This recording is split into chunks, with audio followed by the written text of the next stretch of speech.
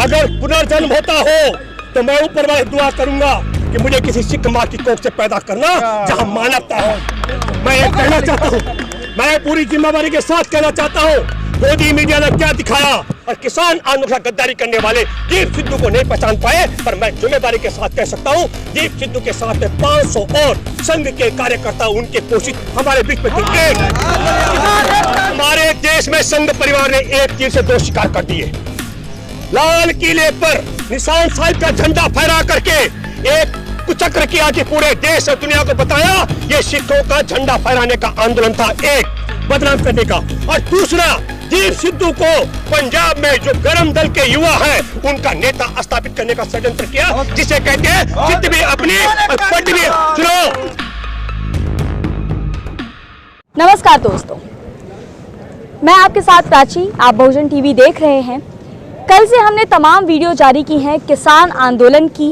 26 तारीख को जो कहा गया था, किसानों ने कहा था कि वो परेड करेंगे, वो चीज़ मुकम्मल हुई, किसानों ने परेड किया।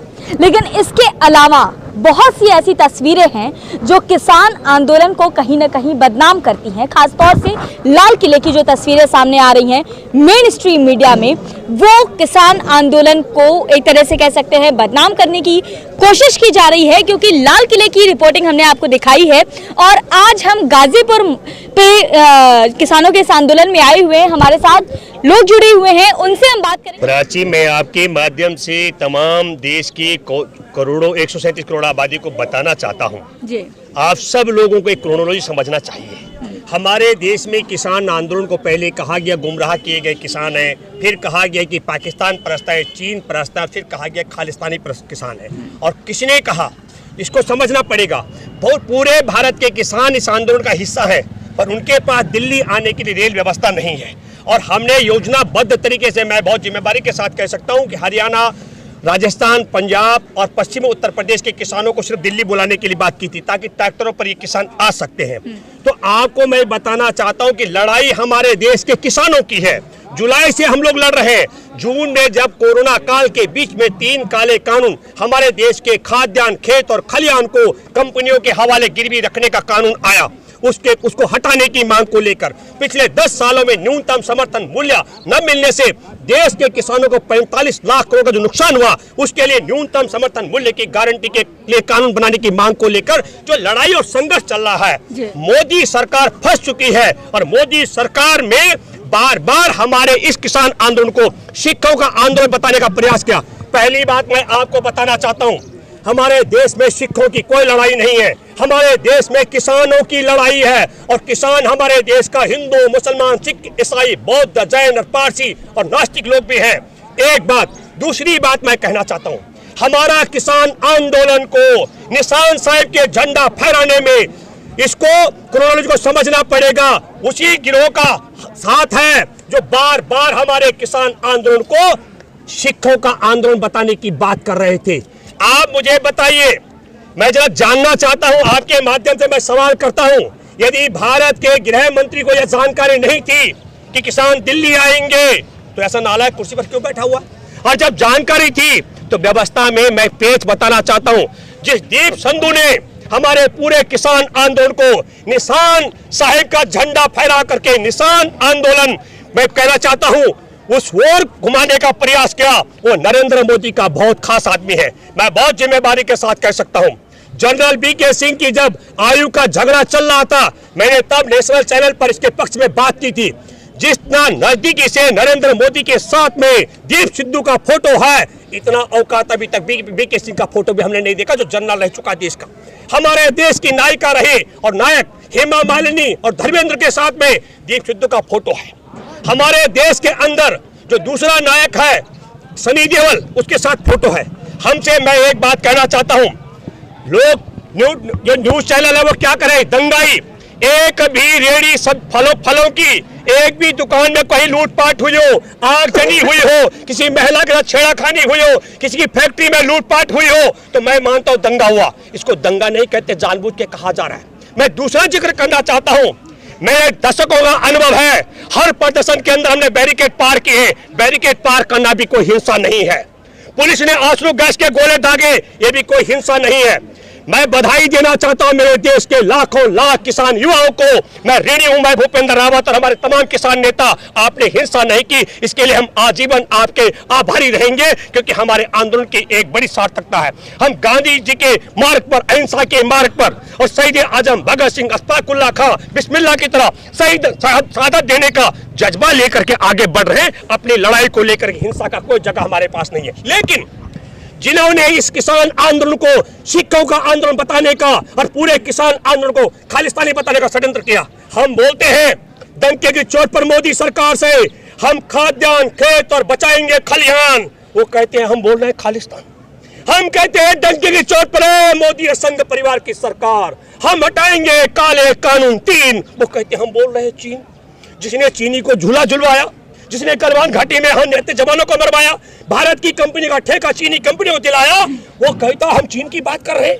मैं फिर कहना चाहता हूं, मैं माफी मांगता हूं कि लाल किले में जिन जवानों को उठा करके दीप सिद्धू जो नरेंद्र मोदी का आदमी है और उसके सहयोगियों ने फेंका, एक बड़ी गलती हमसे हुई है, चूक हुई है।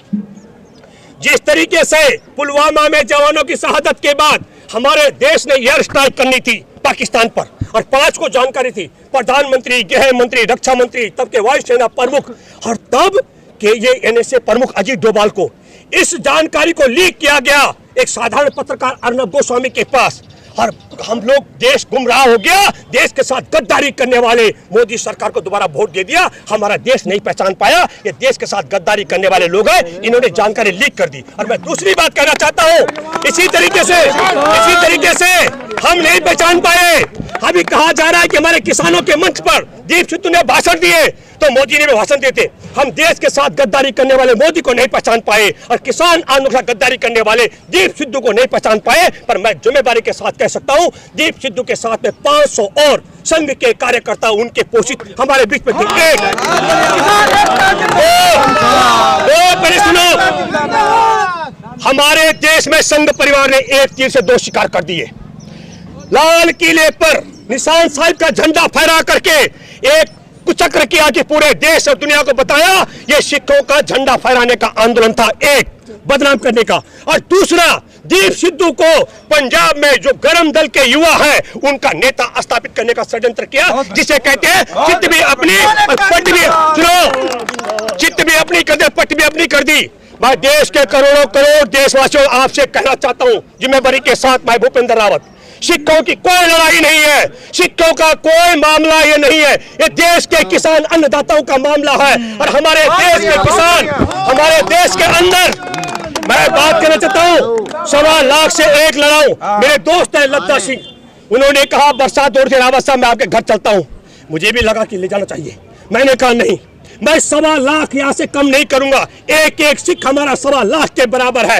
और हमने कहा हमारे लिए फख्र की बात है, हमारे पहला आरोप कि हमारे देश में लंगर चलाए जा रहे हैं। गुरु नानक जी के परंपरा को लेकर कोरोना काल में जब हमारे देश की सरकार, हमारे देश का कोर्ट कचहरी, फैक्ट्री, उद्योग, रेल, व्यापार, जहाज पे ताले लगे थे, विश्व के 700 करोड़ आबादी को भूखा नहीं सोने दिया। हमारे गुरु नानक जी के अनुयायी सिख समुदाय के लोगों ने लंगर चला करके,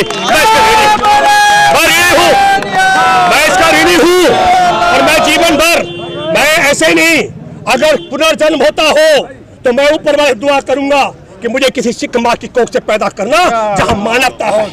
मैं ये कहना चाहता हूँ, मैं पूरी जिम्मेदारी के साथ कहना चाहता हूँ, गोदी मीडिया ने क्या दिखाया, मुझे फक्र है मेरे किसान युवाओं ने, जिसको दीप सिद्धू जैसे लोग हमला करके पुलिस वालों को मार रहे थे, मेरे युवा साथी किसानों ने बचाया, मैं उसका ऋणी हूँ। और मैं बताना चाहता हूँ, मैं कल रात को लाल किले में था 8 बजे, एक और क्रोनोलॉजी सुनिए, जब तक हमारे किसान आंदोलन को लाल किले पर झंडा फहराने का, निशान साहिब का झंडा फहराने का आंदोलन तक बदनाम करने का षड्यंत्र नहीं हुआ, तब तक वहां फौज थी। मैं आपके माध्यम से जानना चाहता हूं, रात को 8 बजे से लेकर 9:30 बजे तक वहां फोर्स नहीं थी। इस क्रोनोलॉजी को आपको समझना पड़ेगा देशवासियों। जब तक किसान आंदोलन को निशान साहिब का झंडा फहराने तक कन्वर्ट करना था, तब तक फोर्स वहां पर खड़ी रही। और जब ये गोदी मीडिया चलाने लग गया तो खुले रूप में मैं भूपेंद्र रावत, मेरा एक वीडियो है, मेरे फेसबुक में वॉइस ऑफ इंडियन पीपल्स के पेज में मैंने उसको अपलोड किया, आप सुन सकते हैं। वहां कोई फोर्स नहीं थी, हमारे किसान आ रहे थे, ट्रैक्टर एक साइड से, और कोई लाल किले पे जाकर झंडा चलाया था, सब लोग अपनी सेल्फी खींच रहे थे, वापस जा रहे थे।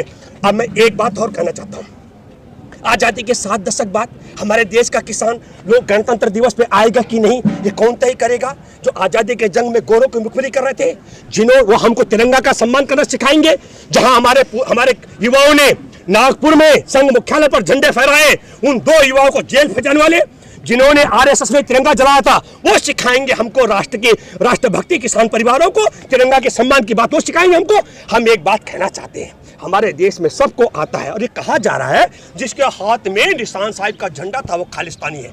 मैं आपको बताना चाहता हूं, हमारे देश के प्रधानमंत्री का फोटो जिसके माथे पर निशान साहिब का झंडा लगा हुआ है, तो वो कैसे हिंदुस्तानी है? निशान साहिब का झंडा माथे पर बांधने वाला मोदी प्रधानमंत्री हिंदुस्तान का, और हाथ में निशान साहिब का झंडा उठाने वाला खालिस्तान का। ये परिभाषा मेरी समझ में नहीं आती है, गोदी मीडिया की, संघी परिवार की अफवाह की, उसको समझना चाहिए। और मैं एक बात और कहना चाहता हूँ, लाल किले में तिरंगे का किसी ने अपमान नहीं किया।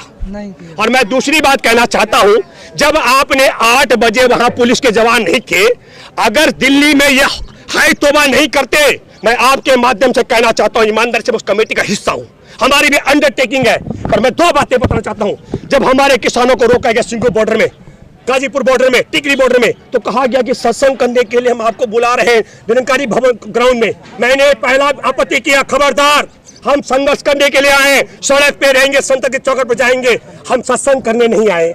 अब पुलिस वाले कह रहे हैं, सरकार कह रहे, अरे दिल्ली घूमने आए थे क्या? हम वहां रुके हुए हैं, बॉर्डर पे हमारा पड़ा हुआ है, हम संसद की चौकट पर जाएंगे। मैं एक बात और कहना चाहता हूं, मैं भी उस कमेटी का हिस्सा रहा हूं जो उन्होंने रूट बनाया, उसको साइन करने वाला। लेकिन मैं बात करना चाहता हूं, हमने बार बार कहा, हमने चुनौती दी सरकार को, एक तरफ किसानों की ट्रैक्टर परेड होगी और एक तरफ सेना के जवानों की टैंक की परेड होगी। हमारे देश के युवा किसान उस तैयारी के साथ आए थे, ये बात हम भी जानते थे और गृह मंत्री भी जानता था। अगर गृह मंत्री नहीं जानता था तो कुर्सी से इस्तीफा दे, और जानता था तो नालायक चुपचाप क्यों रहा, उसने व्यवस्था क्यों नहीं की? और जब रास्ता बाद में खोला, अगर मैं भूपेंद्र रावत होता, पुलिस का आला अधिकारी, मैंने सारे बॉर्डर को सिंगू बॉर्डर से एंट्री करानी थी और आईटीओ से बाहर करा के गाजीपुर बॉर्डर से बाहर निकलता।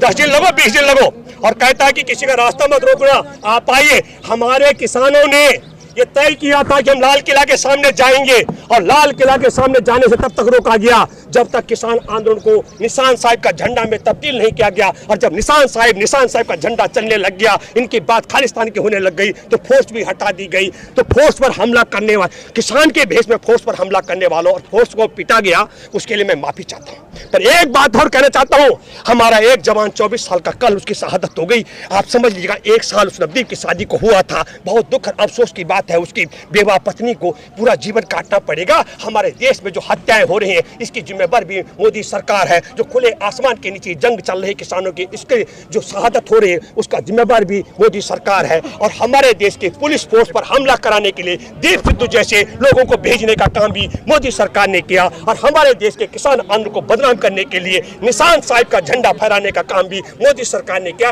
ये बात भी मैं कहना चाहता हूँ, मोदी सरकार को और मोहन भागवत संघ परिवार के मुखिया को और अमित शाह को देश से माफी मांगनी चाहिए। ये मैं बात करना चाहता हूँ।